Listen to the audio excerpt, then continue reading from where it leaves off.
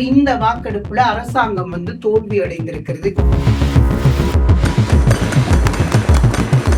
இந்த சுயேட்சை குழுக்களுக்கு அரசாங்கம் கொடுக்க வேண்டிய சன்மானங்களாக இருக்கலாம், இல்ல கொடுப்பனவுகளாக இருக்கலாம், இல்ல வேறு எதுவாக இருக்கலாம். ஆனா அரசாங்கம் கொடுக்காததுனால இது அரசாங்கத்திற்கான ஒரு சிவப்பு எச்சரிக்கை அப்படின்னு சொல்லி கூட நாம எடுத்துக்கலாம். இங்க இருக்கக்கூடிய சுயேட்சை குழுக்கள் அரசாங்கத்திற்கு ரெட் அலர்ட் கொடுத்திருக்காங்க அப்படின்னு சொல்ல சிகப்பு எச்சரிக்கை கொடுத்திருக்காங்க. அரசாங்கத்திற்கு ஆதரவு வழங்கிய சுயேட்சை குழுக்களினுடைய கோரிக்கைகளை அரசாங்கம் நிறைவேற்ற தவறி இருக்கிறது. செய்து கொள்ளப்பட்ட உடன்படிக்கை நிறைவேற்ற தவறி இருக்கிறது. மகுடம் டிவி சொந்தங்களுக்கு வணக்கம். இது மகுடம் டிவியினுடைய இன்றைய நோட் டாபிக்ஸ்.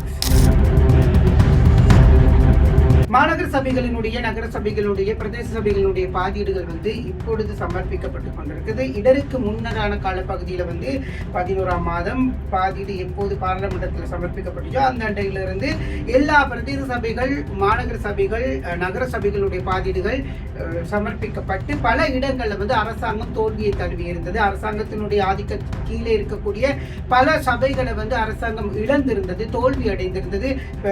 சில சபைகள்ல இரண்டாம் மீது வாக்கெடுப்பு கூட தோல்வி அடைந்திருந்தது. இப்போ எல்லாரும் எதிர்பார்த்தவர்களுடைய இந்த கொழும்பு மாநகர சபையினுடைய பாதிரி என்னவாக போகிறது, கொழும்பு மாநகர சபையினுடைய நிலவரம் என்னவாக இருக்க போகுது அப்படின்னு சொல்லி எதிர்பார்த்திருந்த நேரம் தான் நேற்றைய தினம் பாதிடு விவாதத்திற்கு பாதிடு தொடர்பில் வாக்கெடுப்பு நடைபெற்றிருந்தது. இந்த வாக்கெடுப்புல அரசாங்கம் தோல்வி அடைந்திருக்கிறது. கொழும்பு மாநகர சபையினுடைய அதிகாரத்தை வைத்திருக்கக்கூடிய என்பிபி கட்சியினுடைய பாதிடு தோல்வி அடைந்திருக்கிறது.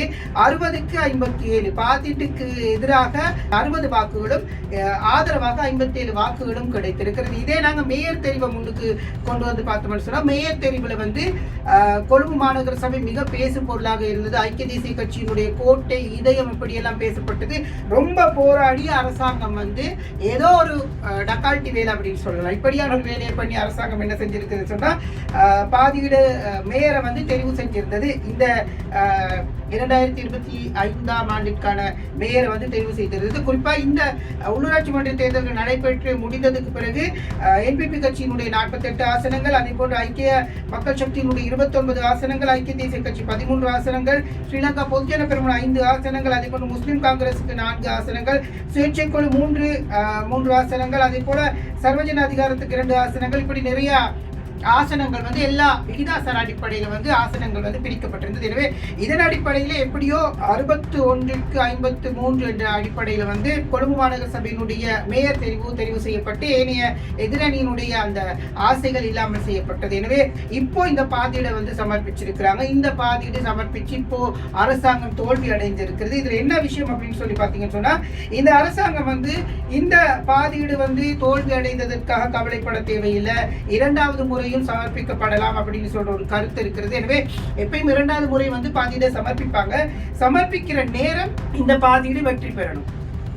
இது வெற்றி பெற்றால்தான் மேயராக கலீன் பல்தசாருக்கு முன்னோக்கி செல்லக்கூடிய வாய்ப்பு இருக்கு. இப்போ முதல் முறை தோற்கடிச்சிட்டாங்க. 60க்கு 57, எதிராக 60 வாக்குகளும், ஆதரவாக 57 வாக்குகளும் வெளிவந்திருக்கிறது. எனவே இது என்ன காரணம், இந்த தோல்விக்கு என்ன காரணம் அப்படின்னு சொல்லி பார்த்தா, அரசாங்கத்திற்கு ஏற்கனவே பல சுயேட்சை குழுக்கள் இப்போ கொழும்பு மாநகர சபையை கைப்பற்றதுக்கு என்பிபிக்கு ஆதரவாக பல சுயேட்சை குழுக்கள் ஆதரவு அளித்திருந்தாங்க. இந்த சுயேட்சை குழுக்களுக்கு அரசாங்கம் கொடுக்க வேண்டிய சன்மானங்களாக இருக்கலாம், இல்ல கொடுப்பனவுகளாக இருக்கலாம், இல்ல வேறு எதுவாக இருக்கலாம். ஆனா அரசாங்கம் கொடுக்காததுனால இது அரசாங்கத்திற்கான ஒரு சிவப்பு எச்சரிக்கை அப்படின்னு சொல்லி கூட நாம எடுத்துக்கலாம். ஏன்னு கேட்டா, அவங்களுக்கு ஆதரவு வழங்கி 61 வாக்குகள்ல மேயர் ஆனாங்க அவங்க. ஆனா அந்த வாக்குகள் அப்படியே குறைக்கப்பட்டு 57 வாக்குகள் மாத்திரம் பெற்றிருக்கிறாங்க இந்த வரவு செலவு திட்டத்திற்கு ஆதரவா. இப்ப இதுல என்ன விளங்குதுன்னு சொன்னா, இங்க இருக்கக்கூடிய சுயேட்சை குழுக்கள் அரசாங்கத்திற்கு ரெட் அலர்ட் கொடுத்திருக்காங்க அப்படின்னு சொல்ல சிகப்பு எச்சரிக்கை கொடுத்திருக்காங்க.